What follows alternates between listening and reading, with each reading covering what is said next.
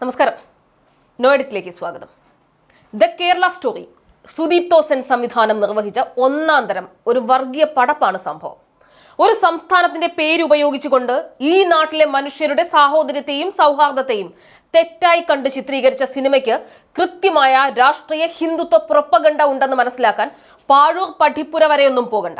അസത്യങ്ങളുടെ കെട്ടുകാഴ്ചയുമായി തിയേറ്ററുകളിലെത്തിയ ഈ ചിത്രത്തെ ഈ നാട്ടിലെ പ്രബുദ്ധരായ പ്രേക്ഷക സമൂഹം നിരാകരിച്ചതാണ്. അപ്പോഴാണ് തെരഞ്ഞെടുപ്പ് പ്രചരണം കൊടുമ്പിരിക്കൊണ്ടിരിക്കെ കേന്ദ്ര സർക്കാർ സംവിധാനമായ ദൂരദർശൻ ഉപയോഗിച്ചുകൊണ്ട് ഈ സിനിമയെ മലയാളിയുടെ സ്വീകരണ മുറിയിലെത്തിക്കുന്നത്. കശ്മീർ ഫയൽസ് എന്ന ഇസ്ലാം വിരുദ്ധ ക്യാമ്പയിന് ശേഷം സംഘപരിവാർ നുണ ഫാക്ടറിയിൽ നിർമ്മിച്ചെടുത്ത ഒരു സിനിമയാണ് കേരള സ്റ്റോറി.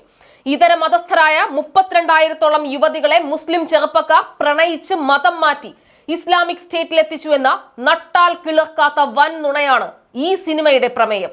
യഥാർത്ഥത്തിൽ ഔദ്യോഗിക കണക്ക് 3 ആണെന്നിരിക്കെ 32,000 എന്ന കണക്ക് കാണിച്ച് കേരളം എന്ന നമ്മുടെ സംസ്ഥാനത്തെ ഭീകരവാദികളുടെ സങ്കേതമാക്കി അവതരിപ്പിക്കാൻ സുദീപ് തോസൻ ശ്രമിക്കുകയായിരുന്നു. കഴിഞ്ഞില്ല.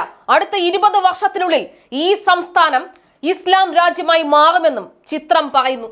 ഇതോടുകൂടി തന്നെ കാര്യങ്ങൾ വ്യക്തമാണ്. സംഘപരിവാരത്തിന് മുന്നിൽ മുട്ടുമടക്കാത്ത ഈ സംസ്ഥാനത്തെയും ഇവിടെയുള്ള മുസ്ലിം ജനതയെയും രാജ്യദ്രോഹികളായി ചിത്രീകരിക്കുക എന്നത് മാത്രമാണ് ലക്ഷ്യം. ദൂരദർശൻ പ്രദർശിപ്പിക്കുന്ന സിനിമയ്ക്ക് സമൂഹ മാധ്യമങ്ങളിൽ പ്രചരണം നൽകിക്കൊണ്ടിരിക്കുന്നത് ശശികലയെ പോലെയുള്ള ആളുകൾ ഉൾപ്പെടുന്ന സംഘമാണ് എന്നതിൽ നിന്ന് വ്യക്തമാണ് കാര്യങ്ങൾ. പക്ഷേ നിങ്ങൾ ദേശീയ തലത്തിൽ ഞങ്ങളുടെ സംസ്ഥാനത്തെ അപമാനിക്കാൻ ശ്രമിക്കുന്നത് പോലെ ഒന്നുമല്ല ദ റിയൽ കേരള സ്റ്റോറി. ഇന്ത്യയിലേക്ക് 2020 വിദേശ മലയാളികൾ അയച്ച തുക 2.3 ലക്ഷം കോടി രൂപയാണ്. അതായത് ഈ രാജ്യത്തിന്റെ സാമ്പത്തിക സമ്പ്രദായത്തിലേക്ക് സംഘികൾക്ക് വെറുക്കപ്പെട്ടവരായ ഞങ്ങൾ മലയാളികൾ അയച്ച തുകയാണ് 2.3 ലക്ഷം കോടി. കേരളത്തിന്റെ മൂലധന വരുമാനം ഈ രാജ്യത്തെ മറ്റേതൊരു സംസ്ഥാനത്തെ അപേക്ഷിച്ച് നോക്കിയാലും 60% കൂടുതലാണ്. ദാരിദ്ര്യരേഖയുടെ കണക്കെടുത്താൽ ഇന്ത്യ എന്ന രാജ്യത്തിലെ ശരാശരി 22%. പക്ഷെ കേരളത്തിൽ അത് 1% താഴെ മാത്രമാണ്. BJPയുടെ സ്വന്തം UPയിൽ അത് 29%. കേരളത്തിന്റെ സാക്ഷരതാ നിരക്ക് 96%. ഈ രാജ്യത്തിലെ ഏറ്റവും ഉയർന്ന സാക്ഷരതാ നിരക്കുള്ള സംസ്ഥാനമാണ് നമ്മുടെ സ്വന്തം കേരളം. നവജാത ശിശുക്കളുടെ മരണനിരക്കിൽ ഏറ്റവും പിന്നിൽ നിൽക്കുന്ന സംസ്ഥാനവും ഈ കേരളം തന്നെയാണ്. ഇതാണ് ഞങ്ങളുടെ ഈ കേരളത്തിന്റെ യഥാർത്ഥ സ്റ്റോറി.